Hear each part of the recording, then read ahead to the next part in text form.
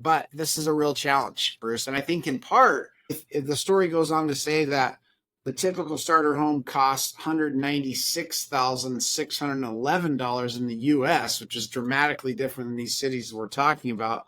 But that's up 54.1% over the past 5 years, which is exceeding the price increase for the typical home over that span. So what that's saying is that these starter homes have gone up more dramatically than a typical home altogether. And I believe that's in part because of, what we're building now, right?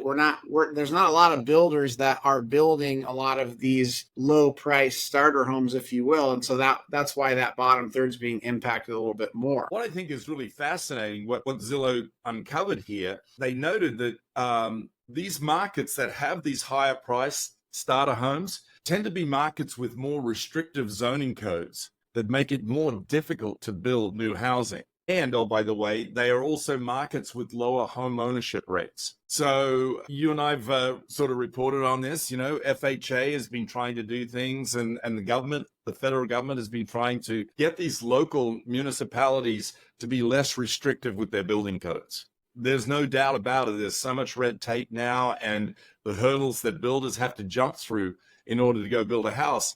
I can tell you in Bend, Oregon, where I am, it adds about $33,000 to the price of a home, what the city charges for all of their permitting and the hurdles they make the builders jump. Yeah, without a doubt, as they receive this information, they're going to be asking questions and curious if they're not already paying attention. One of the pieces I found curious, Bruce, is that class members actually can opt out, right? Which means that if they do, they can opt out of the settlement, right? If they do opt out, and there's some steps they have to go through to do that as well, and by a certain date, which is October 3rd, 2024, they actually still retain the option to sue the same companies that settled this class action suit, which is pretty fascinating to me, right? Because the idea was, or the thinking was, once we've settled, we're completely out of the woods and done with this. And according to this, that's not necessarily the case. Now, that would require someone to go and sue companies who've already made these dramatic changes and settled. And so I don't know what their chances would be, but you leave an opening, someone's bound to try to get through it. So it'll be interesting to see how that turns out. Well, and by the way, final approval of these settlements is slated to take place on October 31st. So it's not a done deal yet. It always is, Bruce. And I think what I hear you saying is you need to educate yourself and understand what's happening on a broad scale, but more importantly at a local scale, because that's where your influence and your clients exist,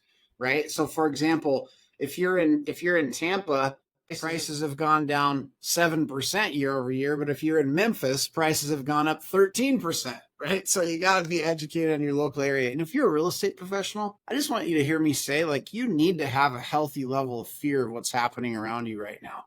Not because it has to impact you. That's why I say healthy level, but it needs to spur you into action around paying attention, getting into the right activity, developing your skill, going back to the classroom, and taking advantage of the opportunity that actually still exists.